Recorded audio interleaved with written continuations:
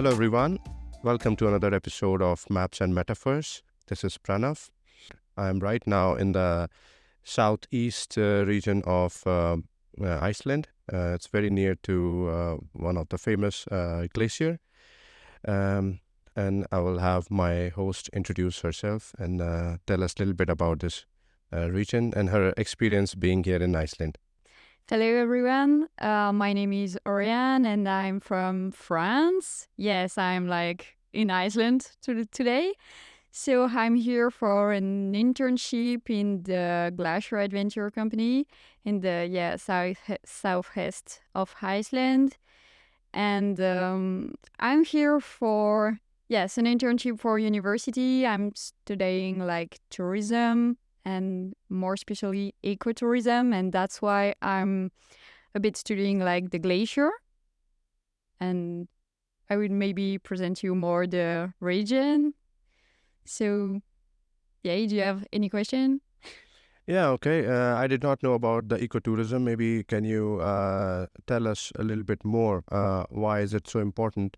And what exactly, or let's say, why is it so important for this region of Iceland, and especially the ecotourism? So with the glacier, we can see the importance of global warming and climate change, and that's why ecotourism it's important because ecotourism is raising awareness of the tourist and explaining why it's important to take care of the environment and to take care about of the heritage. Here it's natural heritage. And here it's so important because there is a lot of tourists, and many times they just want to see the glacier, but they don't really take care of it. And it's important to raise the awareness and like open the conscious about this subject. Okay, that's interesting. Can you give some examples like how do you make tourists aware, or let's say awareness is one thing, how do you bring it into actions, when the tourists are here, let's say. So for example, I'm the one visiting here.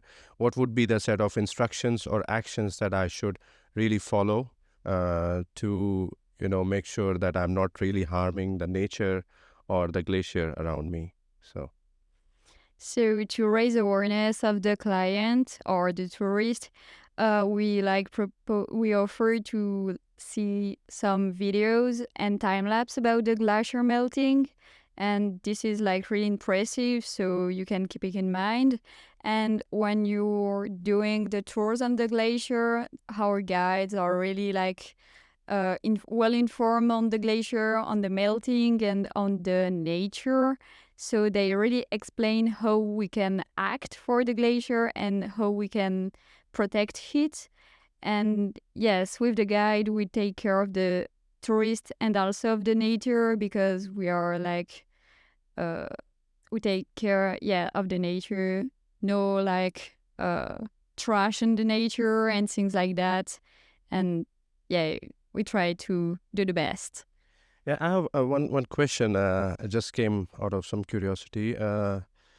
Well, if I, for example, climb the glacier, would it also not damage it?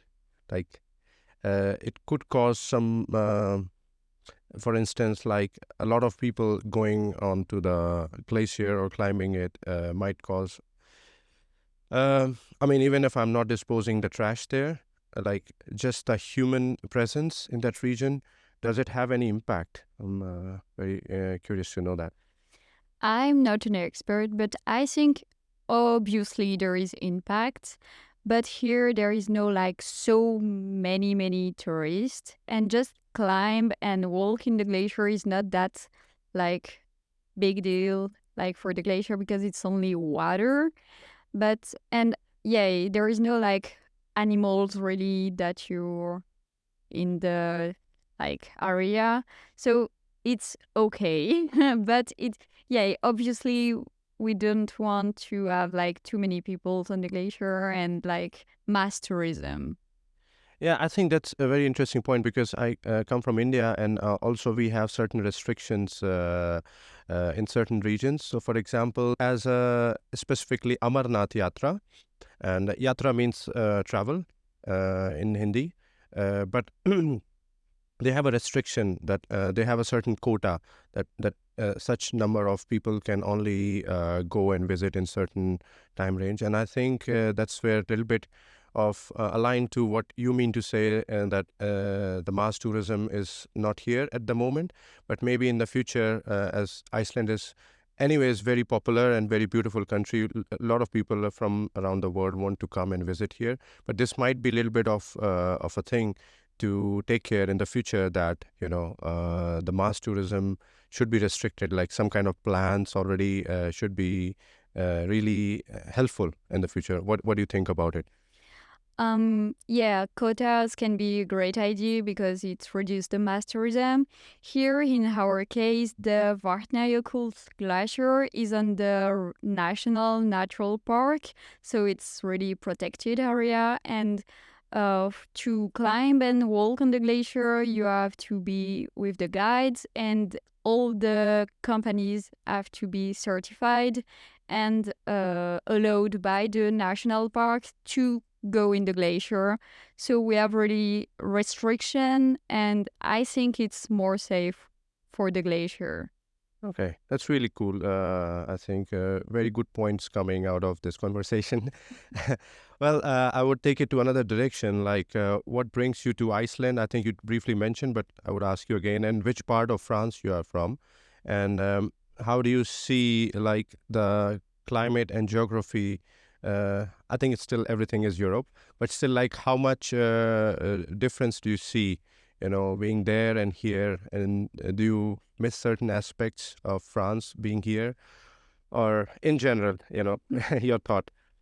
Okay, so I'm from Toulouse in the southwest of France, or near from Toulouse, and yay, the country is really different. I'm here, yes, for this difference because I wanted to discover something new for me, and Iceland is definitely new.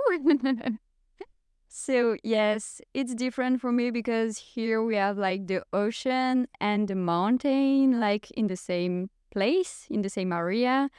And I'm not used to this kind of mountain with glacier, of course, because we have in France only glacier on the Alps, and I'm not from this area. And also the oceanic like climate is so different. Like just yesterday we had so many winds, and it was really awesome to see that because I never see that saw that before. So many things are different here. Maybe even if I'm not like a really city person, I miss a bit like the civilization. Because yeah, there is no so many things to do except like outdoor activities. So yes, I miss a good coffee shop maybe.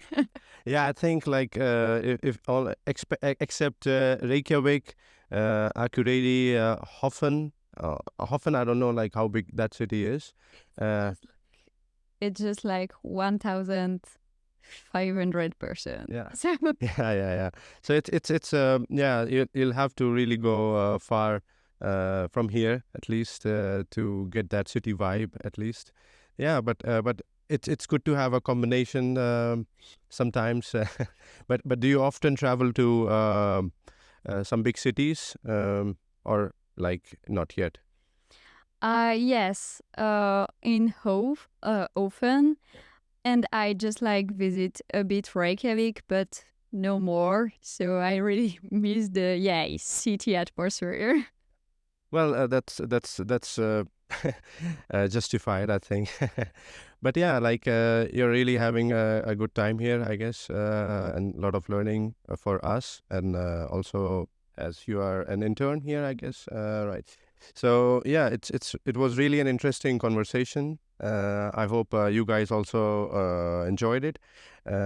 Let's end this conversation, and thanks a lot, everybody, for your time. Thanks a lot. Cheers. Bye bye. Thank you so much. Enjoy. Okay.